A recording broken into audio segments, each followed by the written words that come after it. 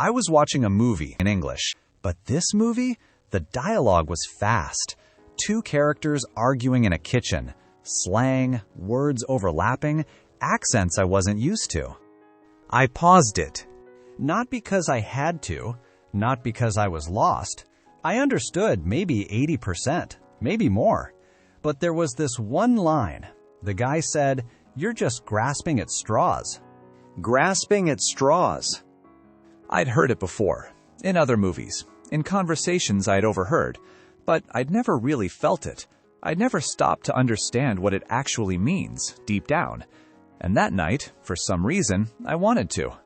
So I did something I've done thousands of times over the past few years. I rewound 10 seconds.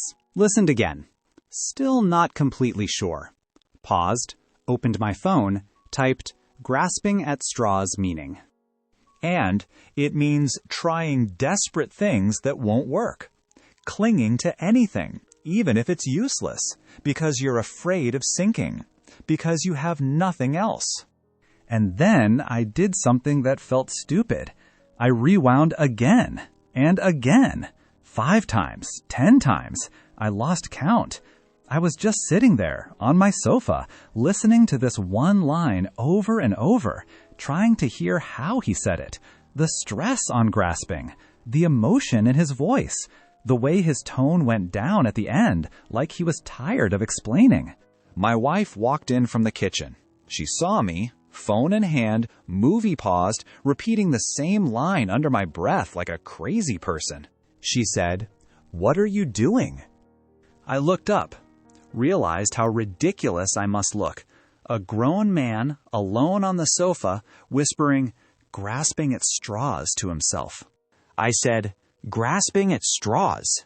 She laughed, I laughed, and then, in that moment, sitting there laughing at myself, I realized something important. That moment, that was deep work. Not 4 hours in a squeaky chair.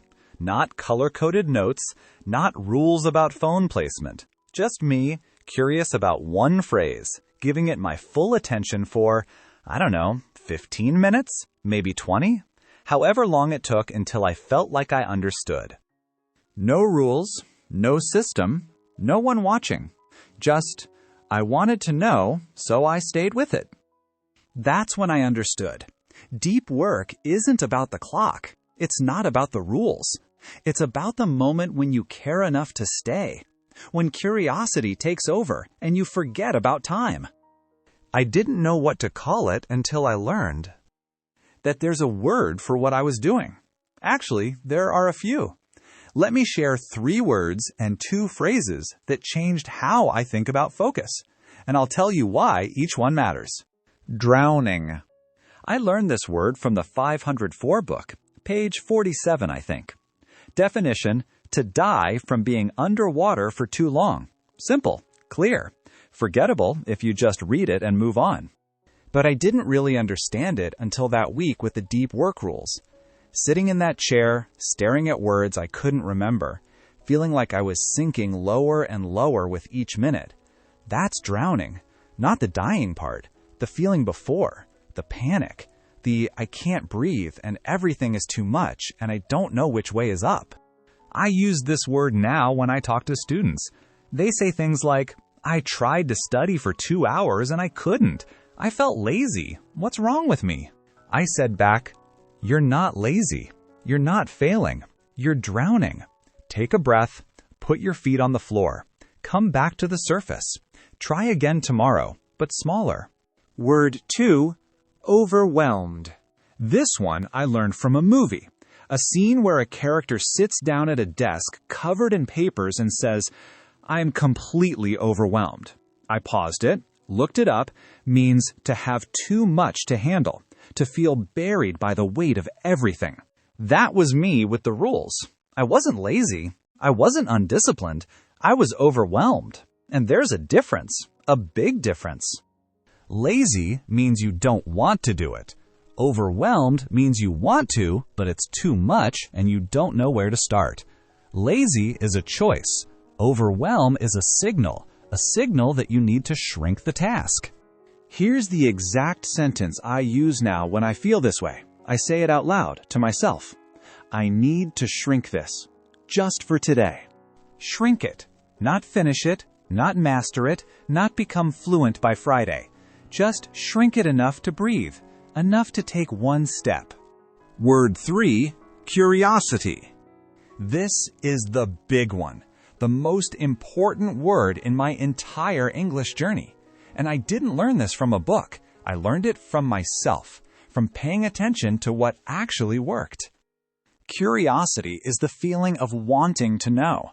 Not because you have to, not because it's in your study plan, not because someone told you it's important, just because you wonder, you lean forward, you want to understand.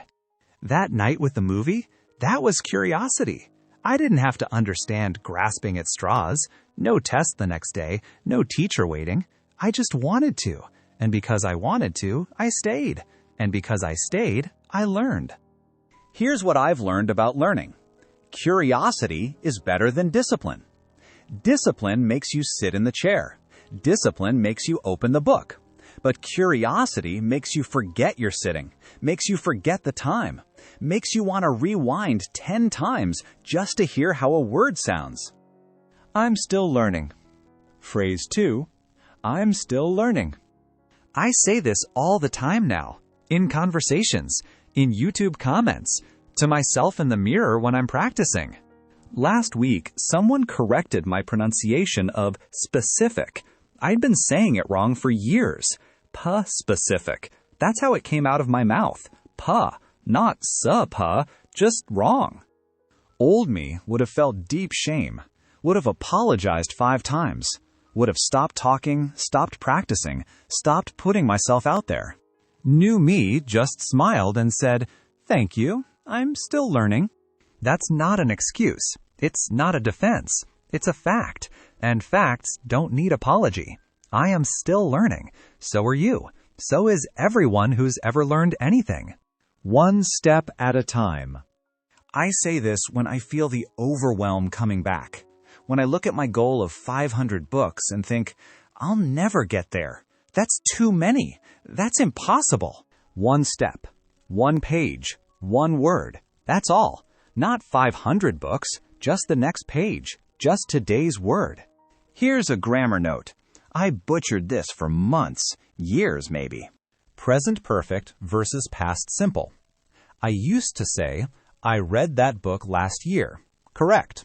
And I have read that book. Also correct.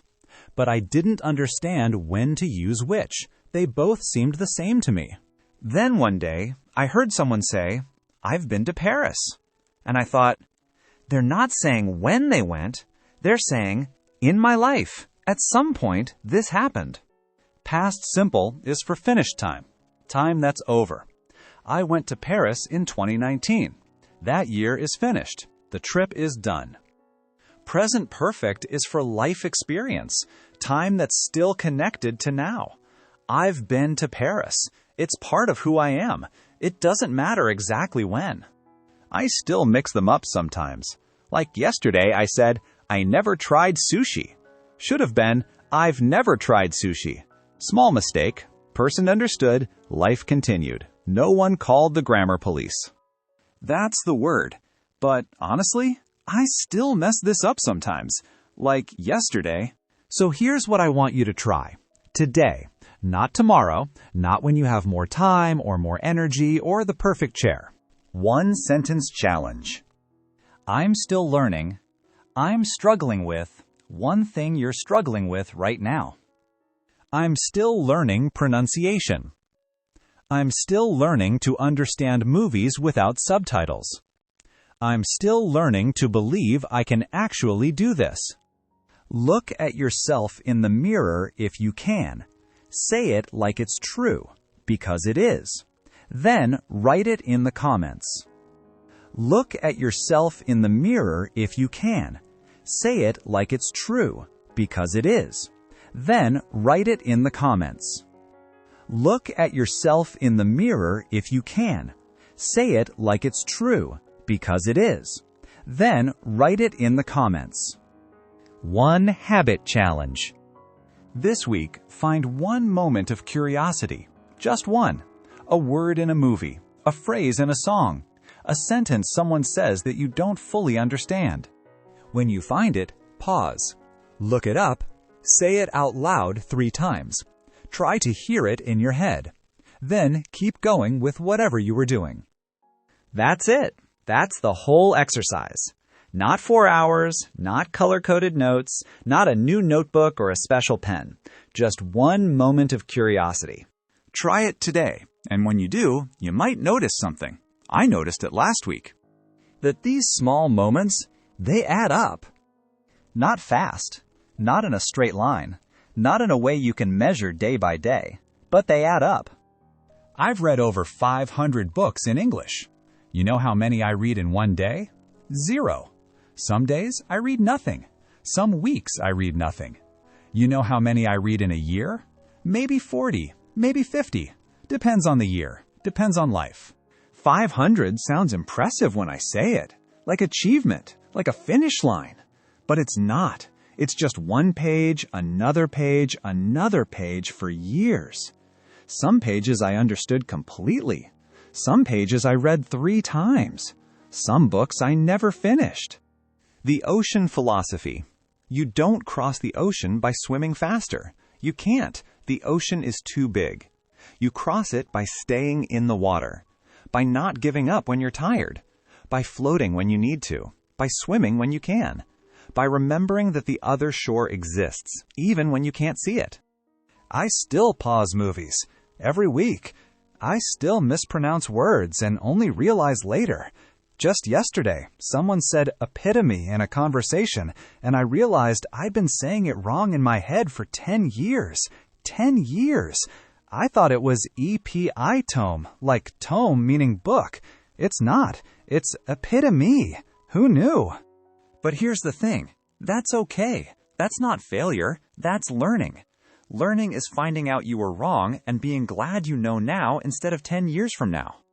And in the next video, we'll talk about what comes after this, about what happens when the pausing stops feeling like failure and starts feeling like just part of the process, just part of swimming. What did I do when I felt completely stuck, sitting in that squeaky chair, ready to quit English forever?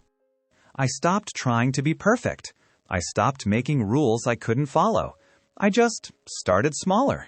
One word. One pause.